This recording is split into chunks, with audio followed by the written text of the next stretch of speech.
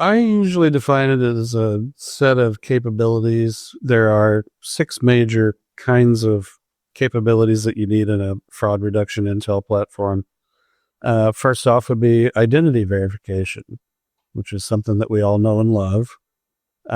Then device intelligence, knowing about the device that, let's say, a request or a login attempt is originating from. And there's a ton of information that's available on devices that usually gets pulled through SDKs, software development kits, or JavaScript. And that can be everything from like the device type.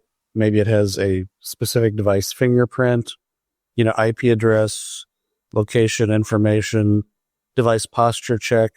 Can you tell whether or not has, let's say, an anti-malware program on it, or is it exhibiting signs of a malware infection? So all this intelligence can be evaluated by a FRIP. Then we have compromised credential intelligence. This is using information sources from the dark and deep web about whether or not a credential has been breached and made available out there, or maybe if you're using shared signals, you might be aware of an attempt to use a compromised credential, in the recent past, and then maybe that presents on your website and you'd like to raise the risk flag on that. Then we have user behavioral analysis, and that can get, pretty in depth depending on the platform you're looking at. You can look at transaction amounts, transaction history, locations where transactions may have originated. Is this sort of in line with other types of transactions the person has made in the past?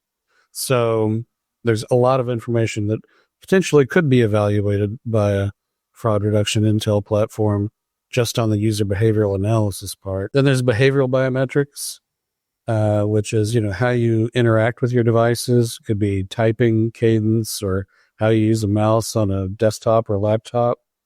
And then how you hold and interact with your phone, touch screen pressure, and then bot detection and bot management. And behavioral biometrics generally inform bot detection, but there are also other methods for trying to figure out whether or not a session is being initiated and controlled by a bot.